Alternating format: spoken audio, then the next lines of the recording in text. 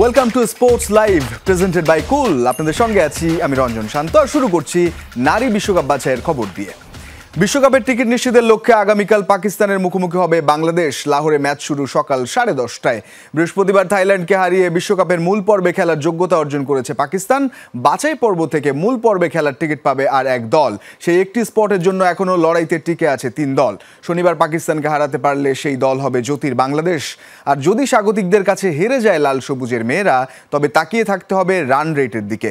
বাংলাদেশের সাথে বিশ্বকাপের মূল পর্বে খেলার দৌড়ে আছে স্কটল্যান্ড ও ওয়েস্ট ইন্ডিজ।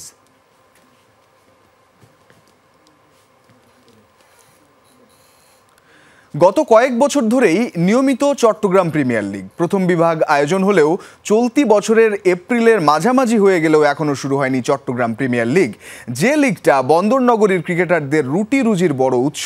বাধ্য হয়ে তাই ভিন্ন পেশা বেছে নিচ্ছেন ক্রিকেটাররা, অনেকে চাও বিক্রি করছেন। সব কিছু ঠিক থাকলে এখন তার নিয়মিত মাঠে যাতায়াত করার কথা।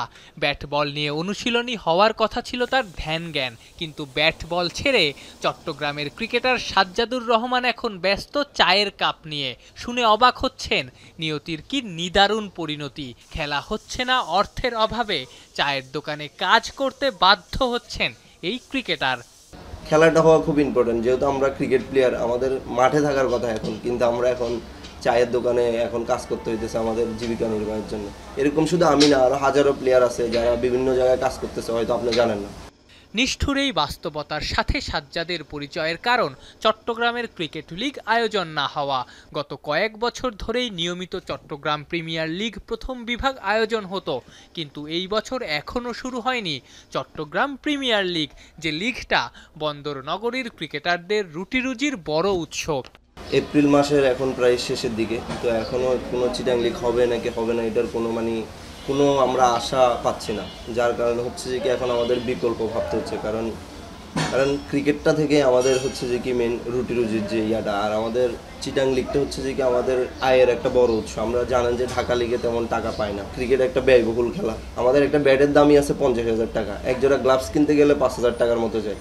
তো ওই জায়গায় আমাদের ক্লাবগুলো আমাদেরকে ওই রকম টাকা পয়সা দেয় না, আমাদের ফ্যামিলি দেখতে হয়। তো এক বছর যদি লিগ না হয় আমরা অনেকটাই পিছিয়ে যাব। সাধারণত অন্যান্য জেলাগুলোতে লিগ আয়োজনে পৃষ্ঠপোষকতার অভাবের পাশাপাশি ক্লাবগুলো অনীহা প্রকাশ করলেও চট্টগ্রামের চিত্রটা ভিন্ন। ক্লাব স্পন্সরদের আগ্রহ থাকলেও আয়োজিত হচ্ছে না লিগ। টিম যেগুলো আছে, আমি শুনছি যে কি আমি যে টিমে খেলি ওই টিমও খেলতে ইচ্ছুক, আরও অনেক টিমই খেলতে ইচ্ছুক, কিন্তু কেন লিগ হচ্ছে না সেটাই আমরা বলতে পারবো না। প্রায় ম্যাক্সিমাম টিমই কিন্তু লিগ শেষ হওয়ার আগেই টিম করে ফেলে, তো অনাগ্রহী কেউই আমি দেখতেছি না। জানা গেছে, লিগ আয়োজন না করার ক্ষেত্রে মাঠ স্বল্পতার কথাও ক্রিকেটারদের বলা হয়েছে। কেননা এম এ আজিজ ফুটবলের জন্য আর বীরশ্রেষ্ঠ মতিউর রহমান স্টেডিয়াম বরাদ্দ ক্রিকেটের জন্য। যদিও ক্রিকেটারদের দাবি চট্টগ্রাম প্রিমিয়ার লিগ আয়োজনের মতো যথেষ্ট মাঠ চট্টগ্রামে আছে। বলতেছে মাঠের সংকট, তাহলে পাইরেটসের মাঠেও খেলাটা কিন্তু চালাতে পারে, বিশাল বড় মাঠ পাইরেটসের। আফনান পিয়াল, যমুনা স্পোর্টস, ঢাকা। টেস্টে বাংলাদেশের সবচেয়ে বড় হতাশার জায়গা যেন টপ অর্ডার। বিশেষ করে ওপেনিংয়ে খেলা সাদমান ইসলাম, জাকির হাসান ও মাহমুদুল হাসান জয়ের পারফরমেন্সে নেই কোনো ধারাবাহিকতা। জিম্বাবুয়ের বিপক্ষে স্কোয়াডে থাকা এই 3 ওপেনারের পরিসংখ্যান যেন স্পষ্ট হতাশার। তবে বিকল্প কি তৈরি করতে পেরেছে বিসিবি? সিলেট থেকে আরও জানাচ্ছেন হাসান আল মারুফ। বর্তমান সময়ে বাংলাদেশের টেস্টে সেরা ওপেনার কে, এমন প্রশ্নে আপনার কপালে চিন্তার ভাঁজ পড়তেই পারে। মাহমুদুল হাসান জয়, জাকির হাসান, সাদমান ইসলামরা পারফরমেন্সের বিচারে কেউই যে সেরার তকমা পাওয়ার মতো অবস্থায় নেই। এই 3 জন ঘুরে ফিরে ওপেনিংয়ে সুযোগ পেলেও কেউই যে ধরে রাখতে পারেনি ধারাবাহিকতা। জাকির, জয়, সাদমান 3 জনই আছেন জিম্বাবুয়ের বিপক্ষে টেস্ট সিরিজের স্কোয়াডে। শেষ মুহূর্তের প্রস্তুতিতে সেরাটা দেওয়ার চেষ্টা তাদের। অনুশীলনে 2-1টা শট খেলতেই মাহমুদুল হাসান জয়ের ফুটওয়ার্ক ঠিক করে দিচ্ছেন কোচ সালাউদ্দিন। ভুল শট খেললে ম্যাচে গোল্লা পাবেন এমন ইঙ্গিতই যেন করছিলেন জয়কে। সবশেষ 15 ইনিংসে নেই কোনো 50, শেষ 4 ইনিংসে আউট হয়েছেন 1 অঙ্কের ঘরে। ক্যারিয়ারে এখন অবধি 17 টেস্টে 22 গড় বলে দেয় জয়ের পারফরমেন্সের খাতার অবস্থা। ব্যাটের স্পন্সরের মতোই যেন রান নেই এই ডানহাতি ব্যাটারের ঝুলিতে। এদিকে জিম্বাবুয়ের বিপক্ষে টেস্টের আগে নিজেকে ঝালিয়ে নিচ্ছেন জাকির হাসান। তবে সেই ঝালাইটা ম্যাচে কতটা কাজে তিনি লাগাতে পারেন সেটাই বড় প্রশ্ন। সবশেষ 16 ইনিংসে জাকিরের ব্যাটে মাত্র 150। গেল বছর 8 টেস্টে তার ব্যাটিং গড়টা মাত্র 16 ছুঁই। দৃষ্টিকটু আউট বারবার প্রশ্ন তুলেছে তার দলে থাকা নিয়েও। অবশ্য বাকি দুজনের তুলনায় যেন মন্দের ভালো আরেক ওপেনার সাদমান ইসলাম। জিম্বাবুয়ের বিপক্ষে টেস্টের আগে নেটে ব্যাট করেছেন এই ওপেনার। জয়ের মতোই সাদমানের পাশে দলের সহকারী কোচ মোহাম্মদ সালাউদ্দিন শলা পরামর্শ দিচ্ছেন, ফুটওয়ার্ক সমস্যাও ধরিয়ে দিয়েছেন। তবে সমস্যা উতরে যে মূল ম্যাচে দেখাতে হবে পারফরমেন্স। গেল বছর খেলা 60 টেস্টের 14 ইনিংসে 350 আছে সাদমানের। পারফরমেন্স বিচারে 28 গড়ে ব্যাট করা এই ওপেনারই এখন 3 জনের মাঝে সেরা। 15-16 ইনিংসে কোনো 50 নেই জাকির এবং জয়ের কথা যদি বলি, সেটা একটু ডিসঅ্যাপয়েন্টিং কিনা, বা কোথায় আসলে মনে হচ্ছে স্যার যে আমাদের সমস্যাটা কোথায় হচ্ছে? না, কিছুটা ডিসঅ্যাপয়েন্টিং ডেফিনেটলি। ওরা যেভাবে শুরু করেছিল এক্সপেকটেশন তেমনই ছিল যে বাই দিস টাইম ওরা হয়তো দাঁড়িয়ে যাবে, বাট অনেক সময় কারো কারো সময় লাগে এবং সময়টা দিতে হয়। আমরা দেখেছি কারো কারো ক্ষেত্রে কিন্তু সময় দেওয়ার পর আমরা দেখেছি সেটা ইতিবাচক রেজাল্ট এসছে। আমাদের দেশে আনফর্চুনেটলি আমরা যথেষ্ট পরিণত খেলোয়াড়দেরকে কিন্তু জাতীয় দলে নিয়ে আসতে পারি না। পরিণত হওয়ার আগেই ওদেরকে জাতীয় দলে নিয়ে আসতে হয়। 3 ব্যাটারের ছোট্ট এই পরিসংখ্যানে স্পষ্ট ওপেনিংয়ে চরম ব্যর্থতা আর অধারাবাহিকতা। এর সমাধান কি বিসিবির কাছেও আছে? জয়, সাদমান, জাকির ছাড়া অপশন তৈরি করতে পেরেছে কি বোর্ড? এই 3 জনের অন্তত 2 জনকে দেখা যাবে জিম্বাবুয়ে সিরিজের ওপেনিং জুটিতে। হাসান আল মারুফ, যমুনা স্পোর্টস, সিলেট। এদিকে জিম্বাবুয়ের বিপক্ষে টেস্ট সিরিজ দিয়েই শেষ হতে যাচ্ছে pace bowling coach Andre Adams অধ্যায়। নতুন কোচের নাম ঘোষণা না করলেও বিভিন্ন সূত্রে জানা গেছে সেই দৌড়ে এগিয়ে আছেন অস্ট্রেলিয়ান শন টেইট। তার আগে সিলেট টেস্টকে সামনে রেখে পেসারদের সাথে অনুশীলনে ব্যস্ত সময়ই পার করছেন এই কোচ। তরুণ গতিতারকা নাহিদ রানাকে শলা পরামর্শ দিচ্ছেন pace bowling coach Andre Adams. সিলেটের মেঘলা কন্ডিশনে উইকেট থেকে বাড়তি সুবিধা আদায় করতে চাইবে পেসাররা, সেই ইঙ্গিতটাই যেন দিচ্ছিলেন অ্যাডামস। একই চিত্র হাসান মাহমুদ, খালেদ আহমেদের সাথেও। জিম্বাবুয়ের বিপক্ষে প্রথম টেস্টের আগে পেস ইউনিটের সাথে শেষ মুহূর্তের প্রস্তুতিতে অ্যাডামস, সেই সাথে বাংলাদেশের মাটিতে নিজেরও শেষের অপেক্ষায় এই পেস বোলিং কোচ। সব ঠিক থাকলে জিম্বাবুয়ের বিপক্ষে টেস্ট সিরিজ দিয়েই শেষ হচ্ছে অ্যাডামসের অধ্যায়। গেল বছর ফেব্রুয়ারিতে 2 বছরের চুক্তিতে বাংলাদেশ জাতীয় দলের পেস বোলিং কোচ হিসেবে যুক্ত হয়েছিলেন তিনি। তবে প্রায় 10 মাস বাকি থাকতেই তাকে ছাঁটাইয়ের পরিকল্পনা করেছে বিসিবি। মূলত তার কাজে সন্তুষ্ট না হওয়ায় এমন সিদ্ধান্ত নিতে যাচ্ছে ক্রিকেট বোর্ড। প্রশ্ন, কেন সন্তুষ্ট না বিসিবি?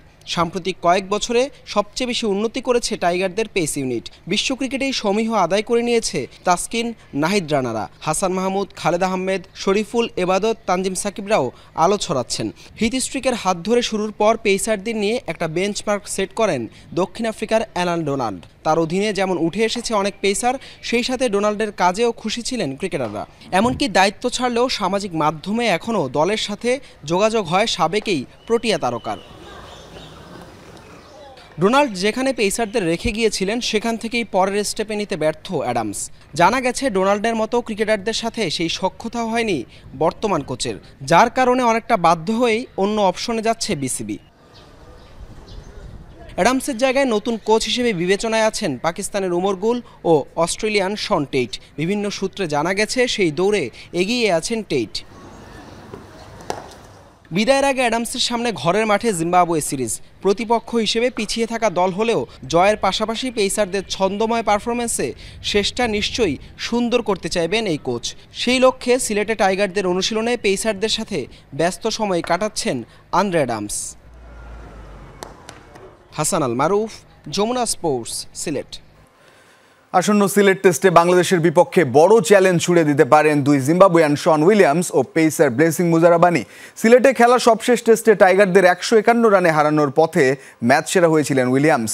তবে এবারের কন্ডিশন আগের চেয়ে ভিন্ন জানালেন এই বাঁহাতি ব্যাটার। এদিকে মুজারাবানির কথা মাথায় রেখে প্রস্তুতি নিয়েছে ব্যাটাররা, জানালেন টাইগার হেড কোচ। দলের শক্তিমত্তা, প্রতিপক্ষ কিংবা হোম কন্ডিশন, যে কোনো বিচারেই সিলেট টেস্টে নিঃসন্দেহে ফেভারিট বাংলাদেশ। তবে টাইগারদের জন্য বড় থ্রেট হতে পারেন ব্লেসিং মুজারাবানি কিংবা শন উইলিয়ামস। পরিসংখ্যান বলছে এই দুজনই বেশ ভুগিয়েছে বাংলাদেশকে। ফ্রেমবন্দি শন উইলিয়ামস। বাংলাদেশ সফরে জিম্বাবুয়ের ক্রিকেটারদের মাঝে সবচেয়ে অভিজ্ঞদের একজন এই বাঁহাতি ব্যাটার। 2018 সালে টাইগারদের বিপক্ষে সবশেষ দেখায় এই সিলেটেই 151 রানের জয় পেয়েছিল জিম্বাবুয়ে, যেখানে ম্যাচ সেরা হয়েছিলেন শন উইলিয়ামস। ব্যাট হাতে প্রথম ইনিংসে 88 রানে ছিলেন ম্যাচের সর্বোচ্চ স্কোরার। প্রায় 6.5 বছর পর আবারও সিলেটে টেস্ট খেলতে জিম্বাবুয়ে।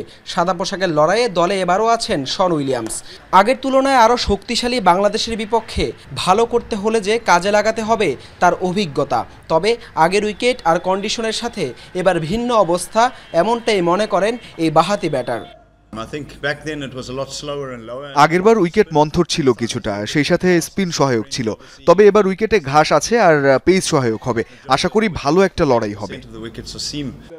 বাংলাদেশের বিপক্ষে থ্রেট হতে পারেন জিম্বাবুয়ের আরেক ক্রিকেটার ব্লেসিং মুজারাবানি। সিলেটে নেট অনুশীলনে তার সুইং যেন সেই বার্তাই দিচ্ছে।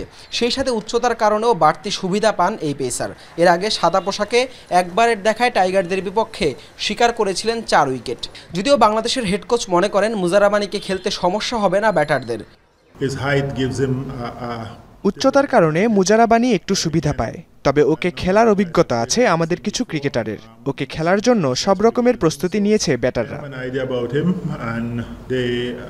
প্রস্তুতি যেমনই হোক, মূল ম্যাচে আরভিন, বেন কারান, মাদেভেরেদের পাশাপাশি উইলিয়ামস, মুজারাবানিরা যে কোনো সময় যে ছুড়ে দিতে পারে চ্যালেঞ্জ।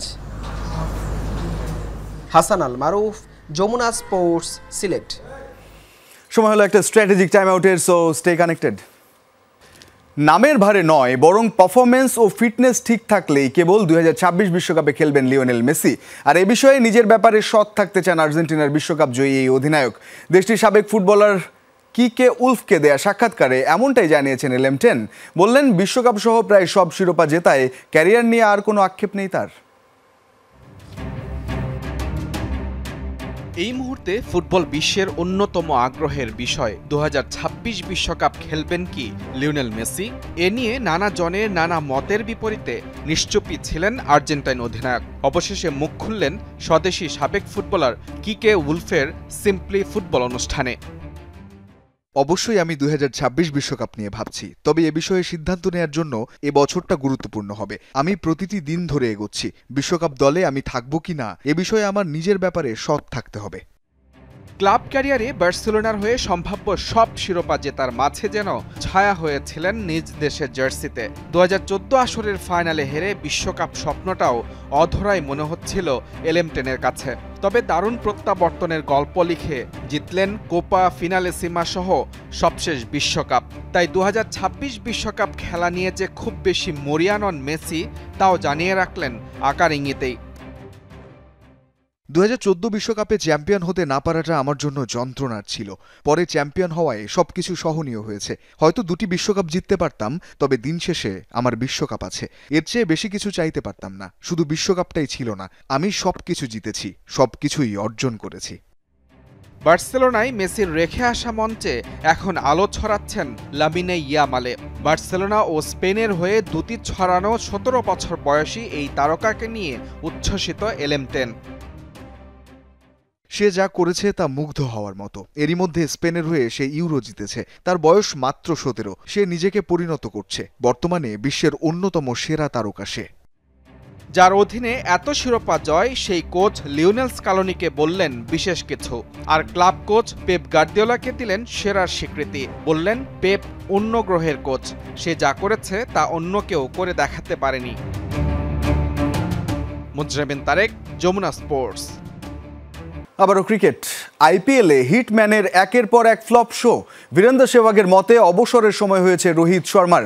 এবারের আসরে এখন পর্যন্ত 6 ম্যাচে করেছেন মাত্র 82 রান। রোহিতের দল মুম্বাই পড়ে আছে টেবিলের 7-এ। সেহবাগের মতে পারফর্ম করতে না পারায় লেগাসি হারাচ্ছেন রোহিত।